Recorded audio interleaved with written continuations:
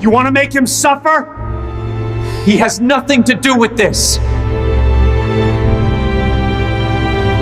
The door swung open earlier than expected. The millionaire stepped into his grand home, briefcase still in hand, only to freeze at the sight before him. His wife, dressed in elegance, the picture of grace in public, was standing over a small black girl, her maid's daughter, kicking her mercilessly as the child curled on the marble floor, shielding herself with trembling hands. The sound of each blow echoed in the cavernous hall, bouncing off chandeliers and polished walls, a grotesque contrast to the luxury surrounding them. For a heartbeat, the world seemed to stop. His pulse pounded in his ears. No one outside these walls would believe what he was seeing. But the question that hung in the air, sharper than glass, was this: what would he do next? By the time the little girl's sobs reached his ears, the millionaire had already dropped his briefcase to the floor with a thud that startled even his wife. She spun around, her face stiffening, the carefully polished mask of high society cracking in an instant. He had always known her as sophisticated, charming, admired by everyone at galas and charity dinners. But now, in the safety of their mansion, her true cruelty was laid bare. The child, no older than 9 or 10, tried to scramble back, her small hands pressing against the polished marble for support.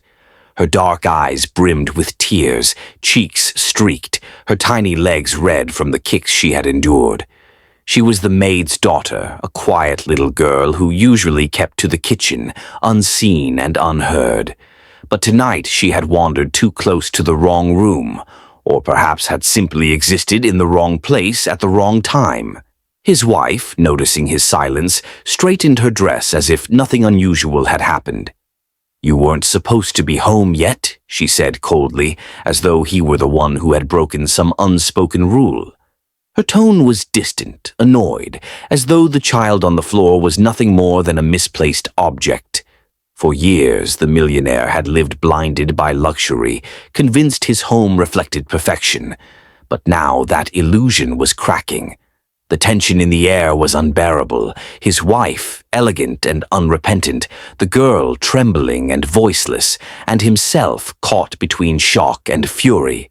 A choice loomed before him: turn away to preserve the image of a flawless marriage, or step into a storm that would change everything. The millionaire stood frozen in the doorway, his chest rising and falling with sharp breaths. He had imagined many things on his drive home, perhaps surprising his wife with dinner or seeing her on the balcony with a glass of wine. But never this. The echoes of her kicks still lingered in the hallway, blending with the soft whimpers of the child who now huddled against the wall like a cornered animal. His wife brushed invisible dust from her silk blouse, her movements sharp and calculated. She was snooping, she said, her tone dripping with disdain. "These people," she gestured dismissively at the child, "they don't know their place. If you let them wander, soon they'll think they're equal to us."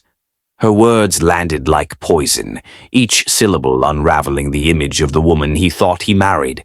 This was not the compassionate hostess who smiled for photographs at charity balls. This was something darker, entitlement laid bare, cruelty without restraint. The little girl, no older than his own niece, dared to lift her gaze to him. Her eyes glistened with a silent plea, as though she believed, or at least hoped, that he might save her. And in that instant, something inside him shifted. The empire he had built, the mansion, the cars, the lavish lifestyle, suddenly felt like a gilded cage filled with lies. His wife's voice cut through his thoughts. "Well," she demanded, folding her arms, "are you going to just stand there? Or are you going to deal with this?" The audacity of her words stoked a fire inside him. Deal with this. She had brutalized a child, and yet she expected him to side with her, to bury the truth beneath their fortune. For a moment he wondered how many times she had acted this way while he was away. How many cries had gone unheard? He took a step forward, his polished shoes echoing against the marble floor. His wife stiffened, misreading his advance as solidarity. A faint smile curled at her lips, smug, confident, certain that wealth and reputation would shield her from consequence. But then, he crouched beside the girl instead. Her small body trembled as he gently placed a hand on her shoulder. "Are you hurt?" he asked softly. She nodded, though her voice caught in her throat. The sight of her flinching even at his kindness shattered what little patience remained within him. His wife's smile vanished. "What do you think you're doing?" she hissed. "Don't coddle her. She needs discipline. That's how they learn." Her words were the breaking point. He rose slowly, towering over her now, his jaw clenched. "No," he said, his voice low but laced with thunder. "What she needs is protection. From you." The silence that followed was heavier than any argument. His wife's eyes widened, for the first time betraying uncertainty. She had expected compliance, submission to the unspoken rule that appearance was everything. But in that moment she realized something terrifying. Her husband was not going to hide this. The little girl whimpered again, pulling at his sleeve.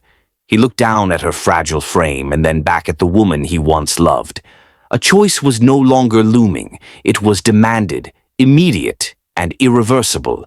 And as he drew a deep breath, he understood that whatever happened next would not only redefine his marriage, but also expose a truth that had been buried beneath the glitter of wealth for far too long. The silence in the room was almost unbearable. The millionaire's hand tightened into a fist at his side, his jaw set like stone. His wife stood just a few feet away, her chest rising with indignation, still believing, hoping, that he would bend to her will. But she underestimated how deep the crack in his heart had already gone.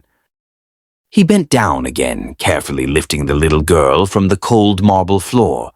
Her frail body felt weightless in his arms, but the bruises forming on her legs weighed on him like lead. She whimpered softly, her face buried against his chest, clinging to him with the desperate grip of a child who had just tasted cruelty she should never have known. He whispered, "You're safe now," though he wasn't sure if he was trying to comfort her or convince himself. His wife's heels clicked angrily against the marble as she stormed closer. "Put her down," she snapped, her voice sharp, laced with the authority she had always wielded over servants. "You're making a fool of yourself. She's just the maid's brat. Don't let her act ruin everything we've built."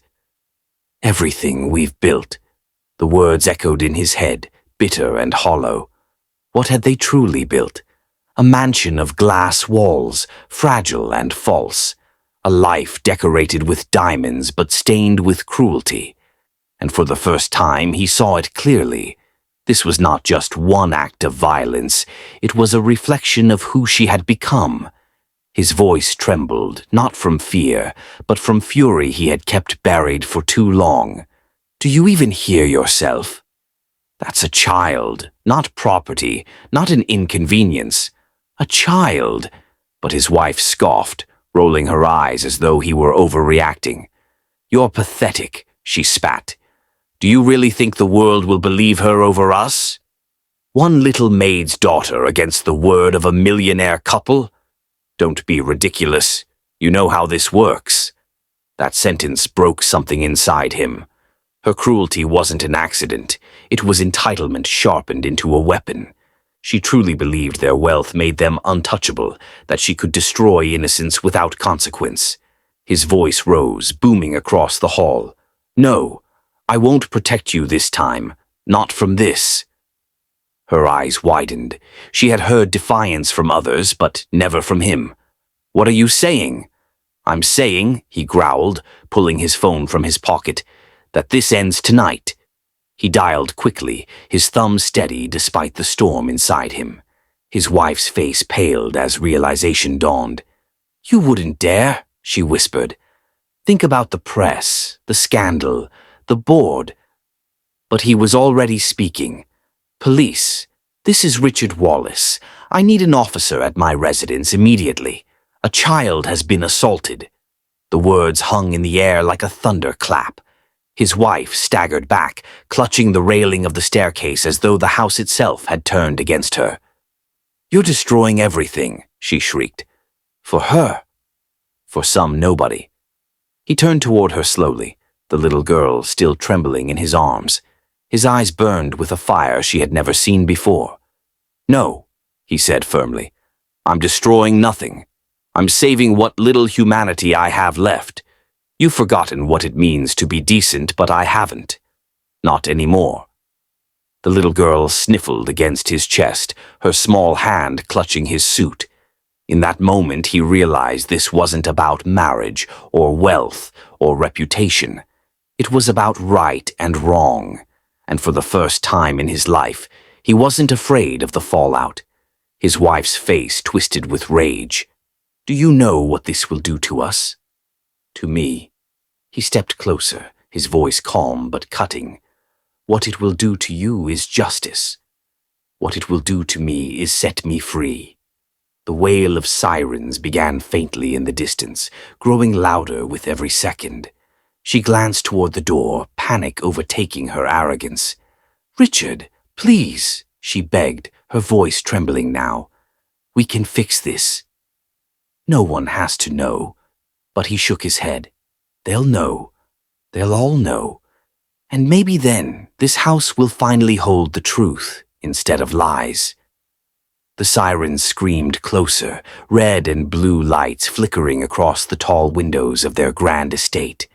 The little girl stirred in his arms, her eyes fluttering open as the sound reached her ears. She looked up at him with a question in her gaze, silently wondering if she was truly safe. He bent his head and whispered so only she could hear, "I promise you are." Moments later, the door burst open, uniformed officers stepping inside. His wife's pleas turned into shrieks, her hands raised in denial, but it was too late. The child's bruises told a story that could not be silenced. The millionaire stood tall, the girl still held close. For the first time in years, he felt no weight of shame, no burden of pretense. The empire could crumble, his reputation could burn, but none of it mattered anymore, because tonight he had chosen what was right.